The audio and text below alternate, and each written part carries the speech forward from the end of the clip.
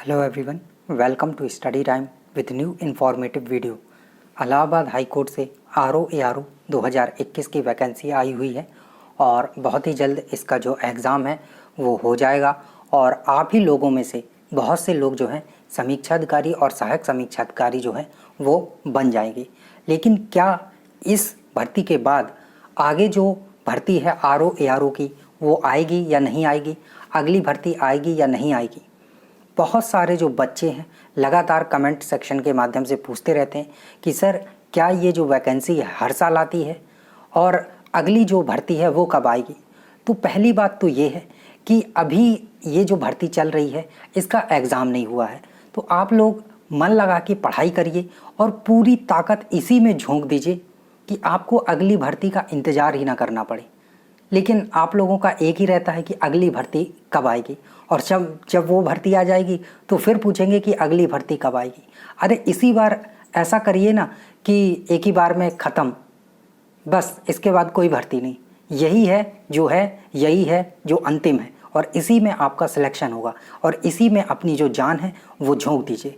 आगे कब भर्ती आएगी कब नहीं आएगी उसका इंतज़ार करना छोड़ दीजिए, क्योंकि अभी इसमें काफ़ी टाइम है। अभी इसमें कम से कम आपको 1 महीने का समय है, कम से कम 1 महीने का समय है।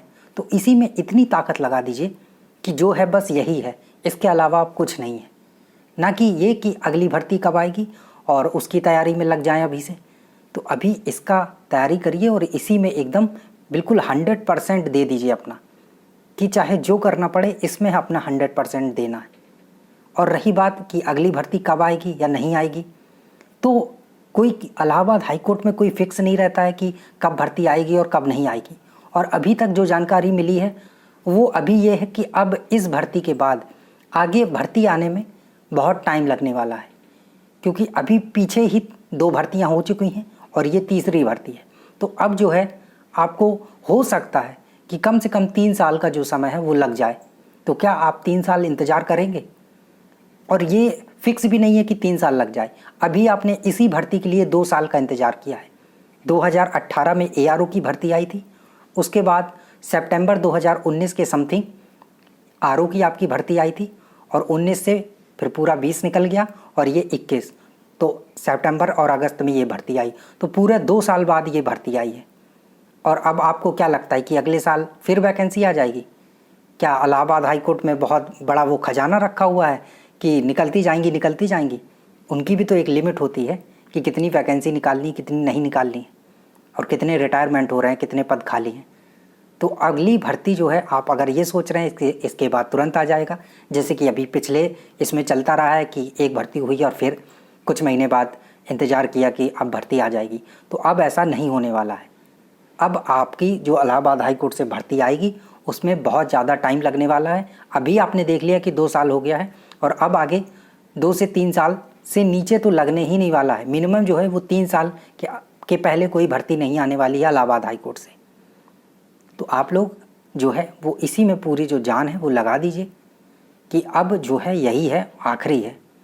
और मान लीजिए कि 2 साल बाद भी आ जाएगी, 1 साल बाद भी आ जाएगी, तो क्या आप 1 साल उसका इंतज़ार करेंगे? फिर 1 साल और बेरोज़गार रहेंगे? नहीं ना। तो फिर इसी में जो है पूरी ताकत झोंक दीजिए और पूरा प्रयास करिए कि इसी में आपका सिलेक्शन हो, ना कि अगली भर्ती और उसकी अगली भर्ती का इंतज़ार करते रहें। ठीक है? तो अगली भर्ती मत करिए, इसी में जो है अपनी जान झोंक दीजिए, क्योंकि यही आपके सामने एक विकल्प है और बहुत ही जल्दी इसकी परीक्षा होगी और रिज़ल्ट आपके सामने होगा। और अगर आपने पूरी मेहनत मन लगा के की होगी तो आपका सिलेक्शन उसमें होगा और लिस्ट में आपका नाम होगा।